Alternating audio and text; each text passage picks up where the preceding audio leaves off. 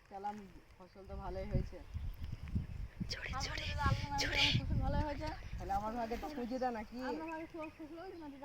ওই কটা কেন আমার ভাগের? আমার তো বেশি। পুরো ভুঁইয়ের ইটা তো আমি পাবো। এই ভুঁই আমার ছেলের আছে। ছেলে আছে মানে?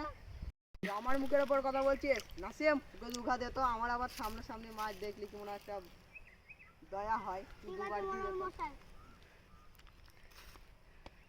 জমিদার আপনি একটা কলঙ্ক জমিদার হয়ে, আপনি বেঈমান, আপনি জমিদার আমার কলঙ্ক, আপনাকে এখানে বসেছে কে? জোরে নাসিম, একে ফাঁসিতে ঝুলাতো।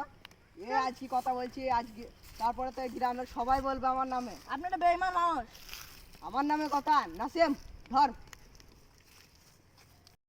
তুই আজ আমাকে বলছিস, কাল তো পুরো গ্রাম আমার নামে দুর্নাম দেবে। নাসিম, ওকে একটা শাস্তি দে তো।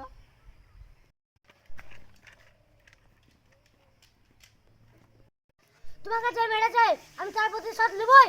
একজনকে মেরেছি, কালকে পুরো গ্রাম আমাকে ভয় করবে। গ্রামের লোক একবারে ভয় করে থরথর করে কাঁপবে। হ্যাঁ সেলেন, তোর কাছে পাক্কা খবর আছে তো যে এই পদে প্রধান যাবে? হ্যাঁ, এই পদে আসবে। ও বস, কি হয়েছে? প্রধান আমি এগিয়ে আছে, সময় এলে জানতে পারবি ও কত বেইমানি করেছে। সোহেলকে বোকা বানিয়ে জঙ্গলের রাস্তা দিয়ে চলে এসেছি। ভয় লাগছে বস। আরে ভয় কিসের, আর একটু পর গ্রাম। এই টাকার ব্যাগটা দে। সোহেল, আমার ব্যাগটা তাহলে দে। তুই জানতে পারলো কি করে আমরা এই রাস্তা দিয়ে আসছি? কি জানি বস, জানি না। সেলিম, সকাল হওয়ার আগে যার যার বাড়ি থেকে টাকাগুলো এনে সবার বাড়ি দিয়ে আয়। ঠিক আছে বস। ওরে বাবু, সোহেলের কথা তো? হ্যাঁ। চারিদিকে সোহেল সোহেল সোহেল সোহেল কেমন আমি দেখতে চাই। সোহেলকে তাড়াতাড়ি খুঁজে পাবেন না।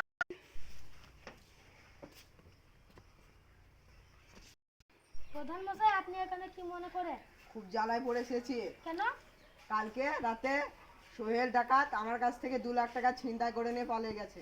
সোহেলের মুখটা কি আপনি দেখতে পেয়েছেন? না, কালো কাপড় দিয়ে ঢাকা ছিল। সোহেল সোহেল সোহেল সোহেলকে আমি আজকের মধ্যে ধরে দেখাবোই। ঠিক আছে, আমি যেন আমার টাকাটা। স্যার, এবার আপনি গিয়েছেন। চাচা, আপন জান বাচ্চা। চিকনা কে তোমাকে ছুরি মারলো? পরে দেখলেই বোঝা যাবে। স্যার, আপনি ভয় পেলেন নাকি? আমি সোহেল।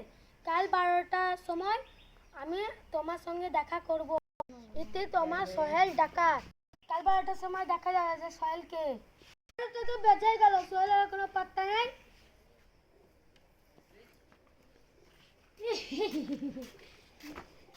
স্যার, এই প্রধান মশাই পাঠালো, ওখানে ছুঁয়ে দে। হেঁটে বেড়েছে ওখানে। ঠিক আছে।